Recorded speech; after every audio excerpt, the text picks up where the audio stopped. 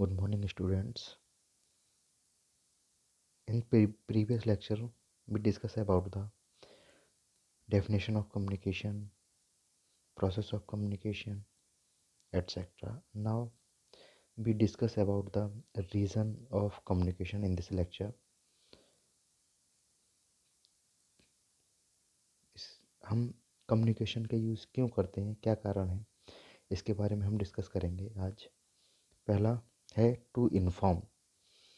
किसी को कोई इन्फॉर्मेशन हम देते हैं, जो दो पर्सन आपस में इन्फॉर्मेशन को एक्सचेंज करते हैं, तब हमें कम्युनिकेशन की ज़रूरत पड़ती है।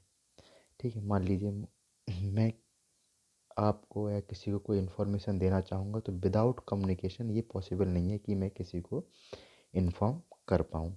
Okay. Second is to educate. जैसे कि मैं इस समय आपको पढ़ा रहा हूँ, ठीक है, तो कम्युनिकेशन ही तो कर रहा हूँ मैं आपके साथ। मैं आपके साथ अगर कम्युनिकेशन नहीं होगा तो क्या मैं आपको एजुकेट कर सकता हूँ? नहीं। तो एजुकेट करने के लिए भी कम्युनिकेशन की आवश्यकता होती है, ज़रूरत पड़ती है। Third is to relate. जब हम दो पर्सन या दो ग्रुप या किसी ऑर्गेनाइजेशन को रिलेट करते हैं आपस में, या ऐसी कोई मैसेज या ऐसे कोई इन्फॉर्मेशन हम सेंड करें एक दूसरे से, रिलेशन हमें जब करना होता है, तब हमें कम्युनिकेशन की आवश्यकता होती है। विदाउट कम्युनिकेशन हम कोई भी रिलेशनशिप इस्टेब्लिश नहीं कर सकते हैं, चाहे टू पर्सन की हो, चाहे ग्रुप्स की हो, चाहे किसी ऑर्गेनाइजेशन के अंदर हो। Okay. Next is to motivate. जैसे कि आजकल आप देख रहे होंगे बहुत सारे टीवी चैनल्स पर मोटिवेशनल स्पीच वगैरह आते हैं, मोटिवेशनल स्पीकर्स हैं, वो हमें मोटिवेशन के बारे में बताते हैं। तो वो हमें कम्युनिकेट कर कर ही बताते हैं, वो चाहे जेस्चर से बताएं, चाहे स्पीकिंग, चाहे रिटन, किसी भी फॉर्म में बताएं, लेकिन वो हमें कम्युनिकेट करेंगे तभी मोटिवेट कर पाएंगे, अदरवाइज नहीं कर पाएंगे। तो मोटिवेट करने के लिए भी कम्युनिकेशन की आवश्यकता होती है। Next is to facilitate.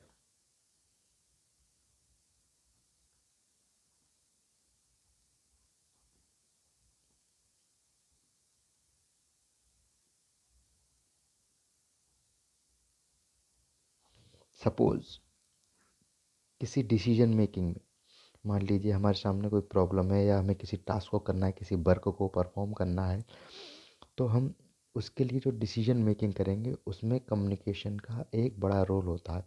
यानी कम्युनिकेशन इम्पोर्टेंट है किसी डिसीजन मेकिंग के लिए। विदाउट कम्युनिकेशन हम कोई भी डिसीजन मेकिंग नहीं कर सकते हैं। ओके, तो ये 5 टॉपिक रीजन ऑफ कम्युनिकेशन, कि हमें कम्युनिकेशन की ज़रूरत क्यों पड़ती है। To inform, to educate, to relate, to motivate and to facilitate. Now we move next, nature of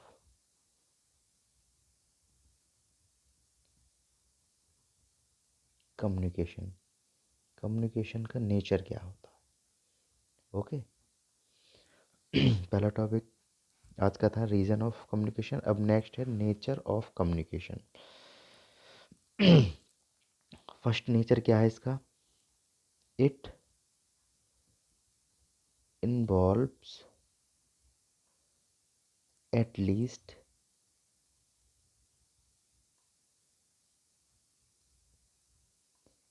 to persons.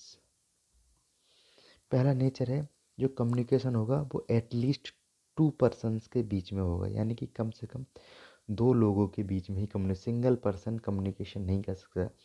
Minimum 2 लोग, 2 ग्रुप, एनी ऑर्गेनाइजेशन के members, person, people, man, women, etcetera, जो भी हो, एटलीस्ट 2 पर्सन होना compulsory है communication के लिए। Okay. Second is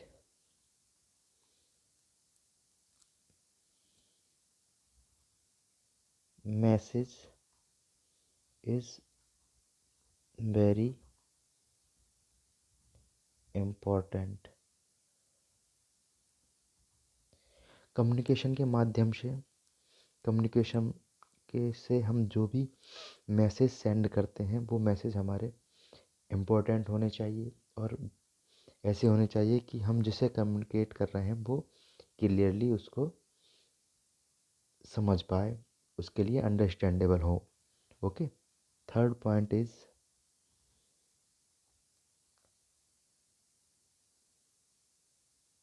it may written oblique oral oblique gesture। Communication हमारा रिटन भी हो सकता है, लिखित में, जैसे कोई रिपोर्ट्स है, कोई लेटर है, किसी को हम जैसे मान लीजिए चिट्ठी भेजते हैं, लेटर भेजते हैं, व्हाट्सएप पे कोई टेक्स्ट भेजते हैं, मेल करते हैं टेक्स्ट में, तो वो हमारा रिटन हो गया। और वर्बली हम बोल कर स्पीकिंग करके किसी को कोई कम्युनिकेशन करते हैं वो हमारा हो गया ओरल कम्युनिकेशन। जेस्ट मतलब इशारों के थ्रू, ठीक है, बॉडी लैंग्वेज से या इशारों के थ्रू किसी से हम कोई कम्युनिकेशन करते हैं वो हमारा कहलाता है जेस्टर। ओके। तो कम्युनिकेशन हमारा 3 तरीके से परफॉर्म हो सकता है, ठीक है, written, oral and gesture. Okay. Next is formal and informal. Suppose मान लीजिए हम अपने बॉस से बात कर रहे हैं, अपने हेड से बात कर रहे हैं, अपने ऑर्गेनाइजेशन में जो हमारे सुपीरियर हैं, सबॉर्डिनेट्स हैं, तो उनसे बात कर रहे हैं, तो हम उनसे एक फॉर्मल वे में ही बात करेंगे, इनफॉर्मल वे में बात नहीं करेंगे। तो वो हमारा, अगर हम अपने बॉस वगैरह से या सबॉर्डिनेट्स या सुपीरियर से बात कर रहे हैं तो वो कहलाता है हमारा फॉर्मल कम्युनिकेशन। और जब हम अपने दोस्तों से बात कर रहे हैं तो हम दोस्तों से तो इस तरीके से भी, किस लैंग्वेज में भी या किस वे में बात करते हैं ये तो अपना पर्सनल मैटर है, तो इसे हम कहते हैं इनफॉर्मल। तो कम्युनिकेशन फॉर्मल और इनफॉर्मल दोनों तरीके से होता है। नेक्स्ट है it is two way process. Okay. Communication जो है वो एक टू वे प्रोसेस है। इसमें सेंडर और रिसीवर दोनों का रोल रहता है। जब तक कोई रिसीवर नहीं होगा, कोई लिसनर नहीं होगा, तब तक कम्युनिकेशन हमारा इस्टेब्लिश नहीं होगा, तब तक वो कम्युनिकेशन नहीं कहलाएगा। ये टू वे, इसलिए ये टू वे प्रोसेस है। Next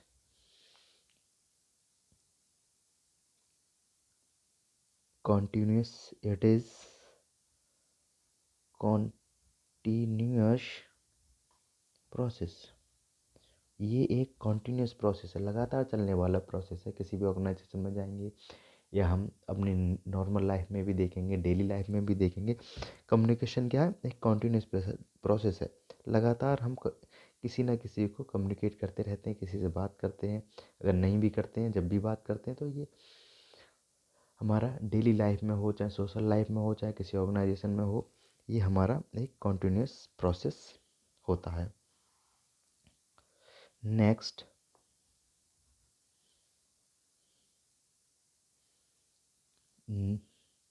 it need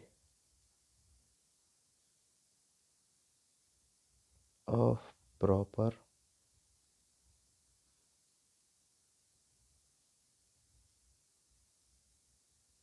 medium. Communication को परफॉर्म करने के लिए हमें प्रॉपर मीडियम की ज़रूरत पड़ती है। मीडियम मतलब चैनल या माध्यम या प्लेटफॉर्म। जैसे मान लीजिए अगर हम आप पास में बैठे हैं तो आप एक जगह बैठ के हम बात कर सकते, लेकिन मान लीजिए दूर हैं तो व्हाट्सएप से, जीमेल से, फ़ोन से, ठीक है, लेटर, पोस्ट वगैरह, इनसे हम कम्युनिकेट करेंगे। तो ये क्या है कि कम्युनिकेशन के लिए एक प्रॉपर मीडियम की ज़रूरत पड़ती है। नेक्स्ट है it is use to build it is used to build relation between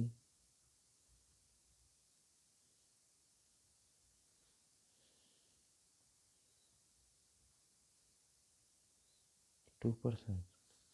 communication दो पर्सन के बीच में रिलेशन इस्टेब्लिश करने के लिए, बिल्ड करने के लिए बहुत ही महत्वपूर्ण है। कम्युनिकेशन दो पर्सन्स के बीच में रिलेशन इस्टेब्लिश करने का काम करता है। हम आपस में बात करते हैं तो वो हमारा एक रिलेशनशिप इस्टेब्लिश हो रहा है। Okay, next is it work like as a bridge